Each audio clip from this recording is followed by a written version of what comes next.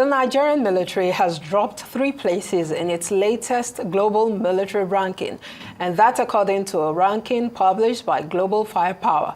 The Armed Forces of Nigeria sits on the 39th position out of a total of 145 countries reviewed for 2024.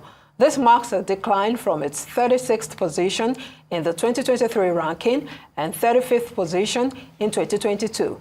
These 2-year consecutive drops have come despite the acquisition of fighter jets and other military hardware, in addition to the military's acclaimed successes against terrorists in Nigeria over the same period. In Africa, Nigeria has also dropped from 3rd to the 4th position. In the meantime, the United States retained its position as the top-ranked military in the world. Arise News analyst Dayo Shobowale is here to discuss this development, as well as the need to strengthen the Nigerian military for the onerous responsibility of battling the nation's multifarious security challenges. Thank you for joining us. Good afternoon. Good afternoon. It's a pleasure to be here as usual. And Happy New Year.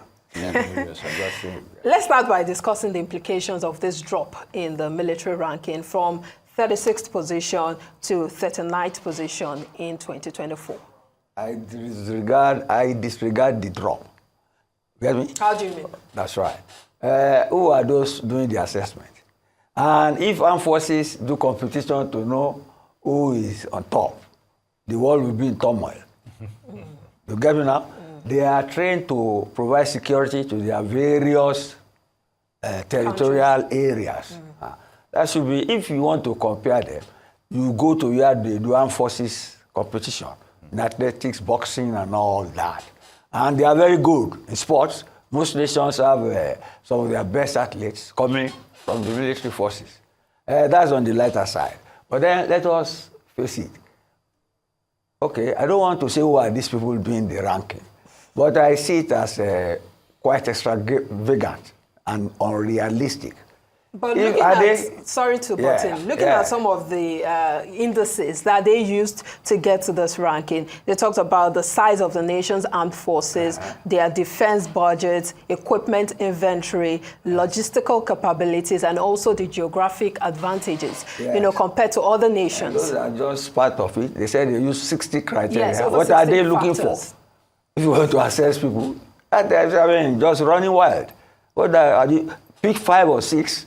Let them be on a comparative basis and in the same context. You see, okay, they say the U.S. is number 1. I heard Trump talk yesterday that if they do not get the hostages, all hell will be let loose. Does that make the military in the U.S. the best military in the world? It's a military being used by the incoming president to overturn international law. He's thinking of buying Greenland, seizing the canal. That's our Panama Canal. You get me? So, and you say 60 criteria, you can't be in serious business and be judging people and say they are dropping here. I would rather look at what state the Nigerian Army's preparedness and combat readiness is.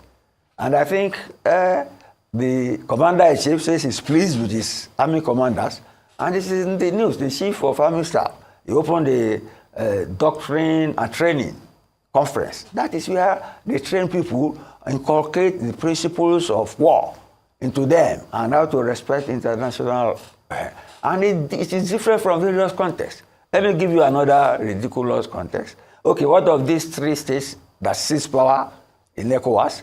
And ECOWAS wanted to go and take them on, but internal factors prevented ECOWAS, led by Nigeria, from doing it in Nigeria. Does that make those 3 states who have killed democracy, does that make their military better than our own? So, see, if you want to make comparison, you compare like things.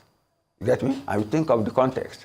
And there's no way you can put armies in competition and judge them accordingly. The problem in Korea, North Korea, they didn't even put North Korea. North Korea is threatening to blow the whole world up anytime. South Korea is there.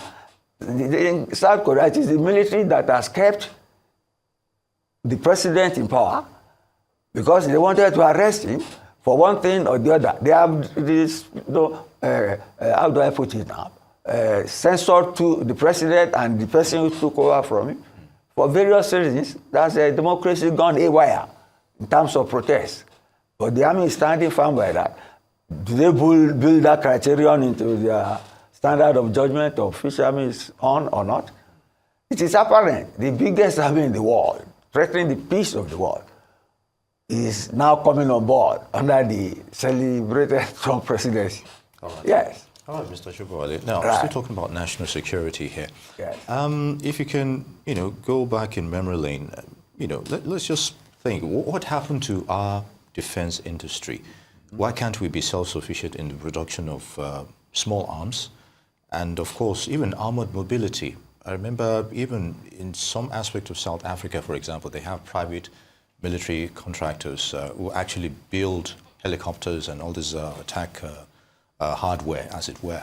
And I remember sometime in the 70s or 60s, there used to be moves towards that by Nigeria. But all of a sudden, after the war, things, more or less fizzled out. Well, you have prompted me well. So let us look into history. You remember our civil war? Yeah. You know how Biafra survived? Yeah, it was that's inward right. looking, yes. They produce weapons themselves. Indeed. So They produce them. You see, that is the problem with Nigeria. We don't develop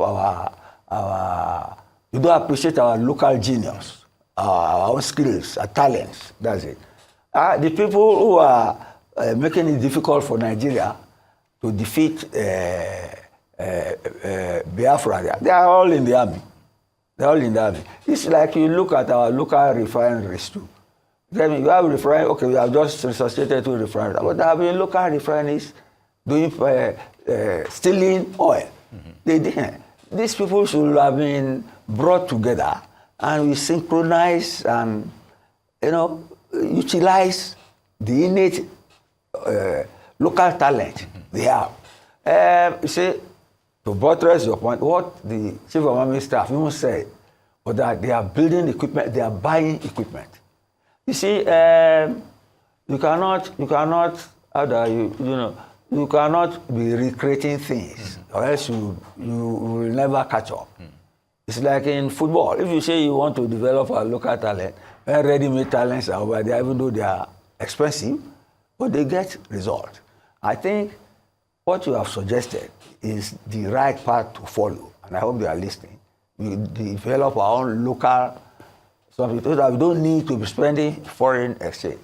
But I tell you, the world will not wait for us. If our opponents, if our terrorists, if they have better equipment, they will liquidate us before we develop our local talent. So that is reality. But at least getting equipment that we can locally adopt for our own version of conflicts. We should start with that, securing our own internal security first, before we can now say, we have more for the... That's how technologically sound... That's why technology is... Technologically sound countries come into being. Taiwan. You remember Taiwan? One top us, they used to say Taiwan is fake. But now the mechanic will tell you Taiwan is the original. Taiwan is the original. That's how the Japanese too did. They dismantled Vauxhall, Peugeot of the European country, and they started making their own Toyota, Nissan, and so on. We have the capacity, we have the people to do it, but their attention is elsewhere, like the Easterners. You get me? If they can forget about IPOB and go that side, we will not benefit because we're a federation. So that's my take. I'll just like to ask this final question as we wrap up. What more do you think the Nigerian military can do? There's always room for improvement. Yeah. What more do you think they can do to, improve their fight against security and be better prepared to attack the terrorists? Okay. You want the hard truth? Let them find a way of circumventing how religion and culture will not deter our soldiers from fighting terrorists, especially jihadists, because of their own religious inclination. That is the major thing facing them. The Chief of General Staff said something of recent, you get me, that the problem they have is that the Fulanis attack the farms, and these people too want to attack the Fulanis back.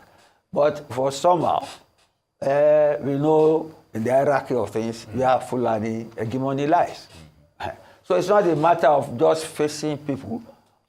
And you see, the people we are fighting have internal sympathy and empathy. And in some cases, and in some locations, not only here, in the whole of the Sahel, all over West Sahel, they have better equipment than the official army or security forces of those nations they are trying to embarrass. That's the situation. Yeah. That's the reality of the situation. Yeah. Yes. Sometimes how we manage that will show how we survive as a nation, Yeah. or how we succumb to terrorism. But that's the crux of the matter. Very good. On that note, we'll end up this segment. Mr. Tayo Shobowale, Arise News analyst, we'd like to thank you for your thoughts on those issues. Always a pleasure to have you with us.